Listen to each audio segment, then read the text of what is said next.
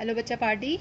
So once again welcome to your own channel, that is ADT classes, where you are learning your physics concept in a easier and a better way.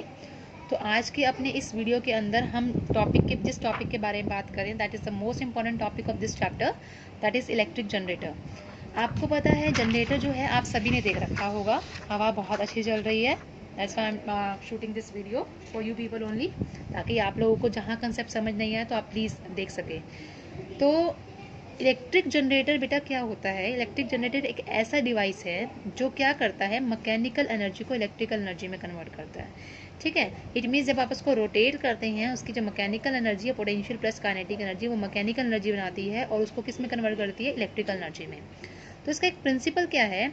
ये एक तो base है on the basis principle of EMI. EMI का topic आपके previous video में है, तो please आप जाके आप देख सकते हैं जिन्होंने नहीं देखा। लेकिन अगर ये समझ आए तो प्लीज़ आप लाइक करें, आप साथ में शेयर कर सकते हैं आप हमारी वीडियो को, और प्लीज़ सब्सक्राइब करिए। और सब्सक्राइब के साथ एक छोटा सा सुंदर सा बेल का आइकन होगा, उसको भी आप क्लिक करिए ताकि आपको डेली का नोटिफिकेशन हमारा मिलता रहे। तो यहाँ पे हमने क्या किया, इसका प्रिंसिपल क्या है? It works on the principle of EMI. एक तो वो ईएमआई के प्रिंसिपल के ऊपर बेस्ड है। जब हम क्लोज्ड कॉइल को रोटेट करवाते हैं यूनिफॉर्म मैग्नेटिक फील्ड में, ये आपका एक क्लोज कॉइल है और मैग्नेटिक फील्ड आपको पता है नॉर्थ से साउथ जाती है।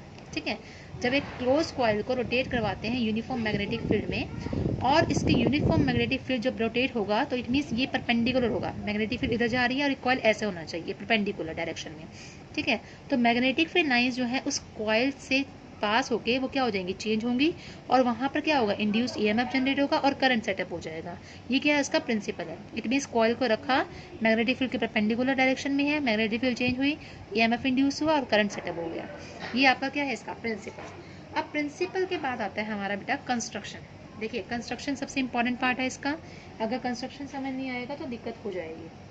तो कंस्ट्रक्शन समझने के लिए हम क्या करते हैं, इसके लिए कंस्ट्रक्शन समझने के लिए आप करते हैं, इसमें आप डायग्राम देख के समझ सकते हैं कंस्ट्रक्शन।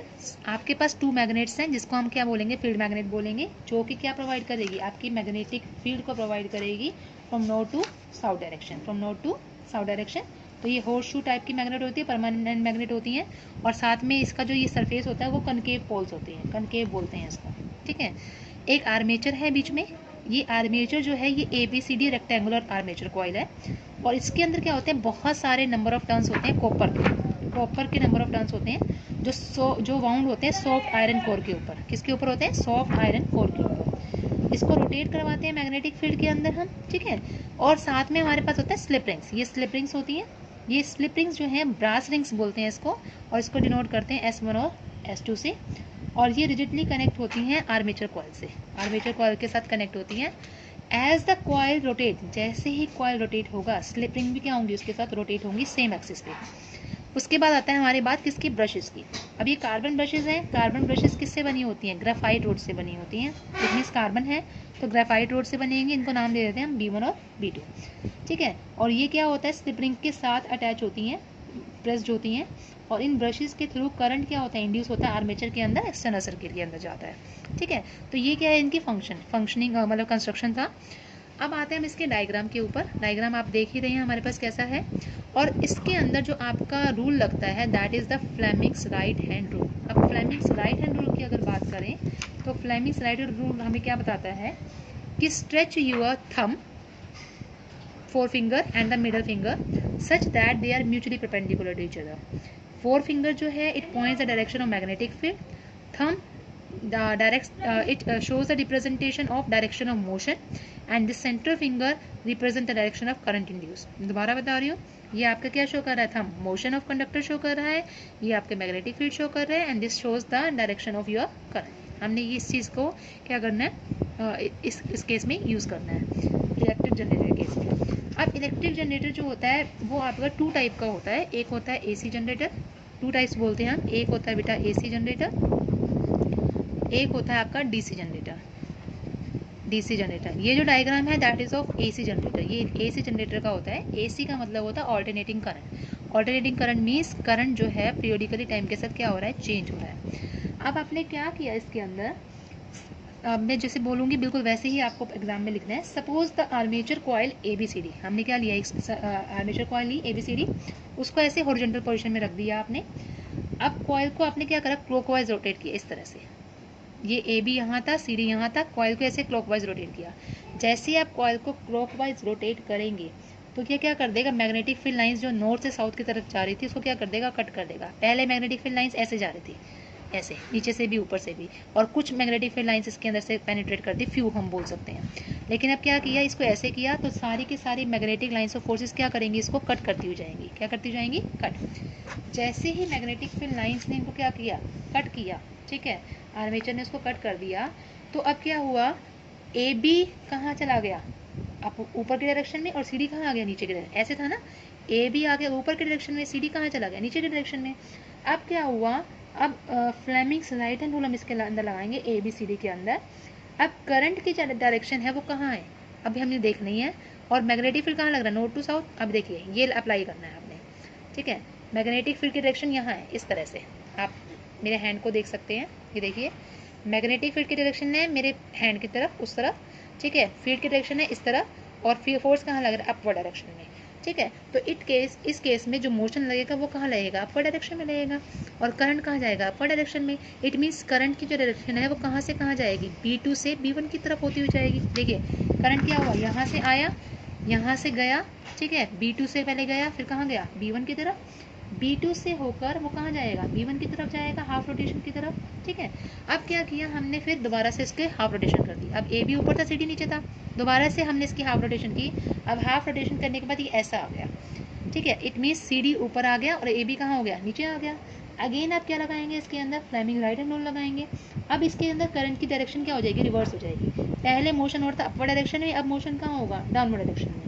तो जब डाउनवर्ड डायरेक्शन में होगा, अब करंट कहाँ से कहाँ फ्लो करेगा। देखिए पहले रोटेशन के अंदर जब AB से करंट जा रहा था, A to B, ठीक है, तो आपकी जो करंट जा रहा था, करंट वो कहाँ से कहाँ मूव कर रहा था, A to B करंट जा रहा था आपका, ठीक है। इट मीन्स वो करंट और कहाँ से पास हो रहा था, B2 से B1 की तरफ पास हो रहा था, ठीक है। अब क्या हुआ, अब आपका करंट कहाँ से कहाँ जा रहा है, CD की तरफ जा रहा है, C से D की तरफ जाएगा। तो उस केस में जो आपका करंट पास होगा वो कहाँ से कहाँ होगा, B1 से B2 के डायरेक्शन में होगा, ठीक है। अगर आप देख रहे हो तो इट मीन्स हर एक हाफ रोटेशन में करंट की वैल्यू क्या हो रही है, चेंज हो रही है, ठीक है, करंट चेंज हो रहा है।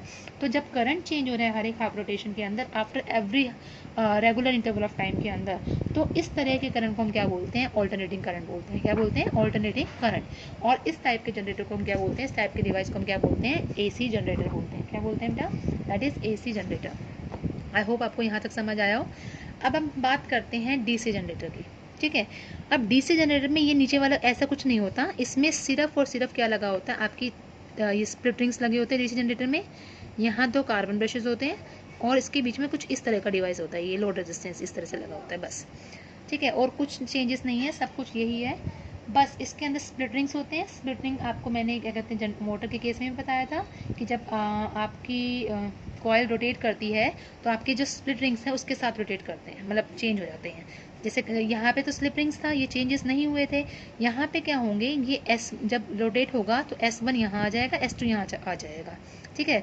B1 के साथ S2 आ जाएगा और B2 के साथ क्या हो जाएगा, S1 आ जाएगा। तो इसको लिखने का तरीका बता देती हूँ कि suppose initially the plane is in horizontal, ठीक है, coil is in horizontal plane. तो when the split ring is S1, ये जो आपका स्प्लिट रिंग है इसको हम S1 मान लेते हैं, इसको S2 मान लेते हैं। S1 split rings touches the B1 and S2 split ring touches the B2. So when the coil ABCD is rotated in the clockwise direction, अभी ऐसे रोटेट हो रही है clockwise direction में, then the magnetic field lines passing through it change, magnetic field lines में से जो पास हो रही है वो क्या हो रही है, चेंज हो रही है। और the arm AB moves upward, अब आर्म AB कहाँ आ जाएगा, ऊपर के डायरेक्शन में आ जाएगा, CD कहाँ आ जाएगा, नीचे के डायरेक्शन में। और करंट जो है वो कहाँ से कहाँ फ्लो होगा, B2 से P1, सारा चीज़ सेम जाएगी, B2 से B1, ठीक है। अब क्या हुआ उस केस में, जब वो B2 से B1 गई तो आपका जो S1 है वो किसके कांटेक्ट में आ गया, क्योंकि रोटेशन हुई। अब S1 जब रोटेशन हुई, S1 किसके साथ कांटेक्ट में आ जाएगा, B2 के साथ। यहाँ पे S1 जो है वो किसके साथ कांटेक्ट में आ जाएगा, B2 के साथ रोटेशन के बाद। और S2 जो है वो किसके साथ आ जाएगा बेटा, that is up by B1। तो आर्म AB जो है जब हाफ रोटेशन और होगी, पहले तो AB ऊपर था और CD नीचे था, जब हाफ रोटेशन और हो जाएगी तो AB अब कहाँ आ जाएगा, डाउनवर्ड डायरेक्शन में आ जाएगा, और CD कहाँ चला जाएगा, अपवर्ड डायरेक्शन में चला जाएगा। तो ये जो है करंट इंड्यूस होगा इसके अंदर, और करंट इंड्यूस होने की वजह से जो करंट है वो क्या होगा, it is still flows from B2 to B1। Current जो है अब कहाँ से कहाँ मूव करेगा, B2 से B1। तो यहाँ पे यहाँ जो करंट था, देखिए पहले B2 से B1 गया था, फिर B1 से B2 गया था, लेकिन इस केस में जो करंट रहेगा वो आपका हर केस में B2 से B1 ही रहेगा, क्योंकि आपका जो ये ब्रशेस है उसके साथ स्प्लिटिंग्स क्या हो रहे हैं, चेंज हो रहे हैं। इसी वजह से आपका जो करंट है B2 से B1 ही रहेगा। और इस टाइप के करंट को हम क्या बोलते हैं, यूनी डायरेक्शनल करंट भी बोलते हैं। तो डीसी जनरेटर के केस में यूनी डायरेक्शनल करंट फ्लो करता है। यूनी डायरेक्शनल करंट एक ही बार करंट फ्लो करता है, क्योंकि B2 से B1 ही करंट फ्लो कर रहा है हर एक टाइम पे।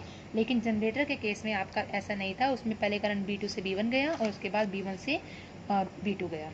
ठीक है, तो यहाँ से एक क्वेश्चन बनता है कि हम AC को ही क्यों प्रेफर करते हैं, DC को क्यों नहीं करते, एडवांटेज क्या है AC की। ठीक है, एक तो सबसे पहले चीज़ है कि AC की जो फ्रीक्वेंसी होती है बेटा वो होती है 50 हर्ट्ज़, और DC की होती है 0 हर्ट्ज़। 0 हर्ट्ज़ की फ्रीक्वेंसी होती है। और दूसरा क्या है, इसकी जो एडवांटेज है AC का ओवर DC क्या है, और सिर्फ AC वोल्टेज को ही हम स्टेप अप कर सकते हैं, स्टेप डाउन कर सकते हैं बाय यूजिंग द ट्रांसफॉर्मर। ठीक है, और वो AC को क्या बनाता है, सुटेबल बना देता है DC से।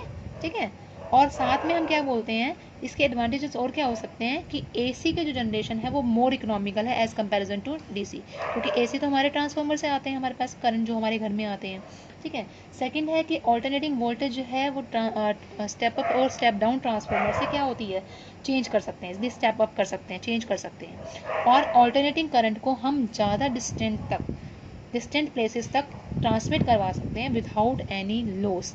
किसी लॉस के उस पर हम क्या करवा सकते हैं, उसको लास्ट डिस्टेंस पर क्या करवा सकते हैं, ट्रांसफर करवा सकते हैं, ट्रांसमिट करवा सकते हैं। और अगर आप इसका ग्राफ देखें AC का, उस AC के केस में करंट और टाइम, क्योंकि हर एक हाफ रोटेशन में क्या होता है, करंट चेंज हो रहा था टाइम के साथ, तो आपका जो ग्राफ बनेगा वो कुछ इस डायरेक्शन इस तरह से बनेगा। This is known as sinusoidal graph, जिस केस में आपका जो करंट है वो पॉजिटिव और नेगेटिव में क्या हो रहा है, इंक्रीज हो रहा है, इंक्रीज और डिक्रीज हो रहा है। लेकिन अगर DC की बात करें तो करंट और टाइम जो है वो एक स्ट्रेट पाथ में मूव करते हैं, क्योंकि इस केस में आपका जो करंट है वो टाइम के साथ चेंज नहीं होता। करंट कैसा रहता है बेटा, it remains the same through out. ठीक है, इसलिए हम क्या करते हैं, DC को क्या करते हैं, DC को हम एक स्ट्रेट पाथ में मूव करते हैं। तो ये आपका क्या था, this is your electric generator. I hope आपको समझ आया हो।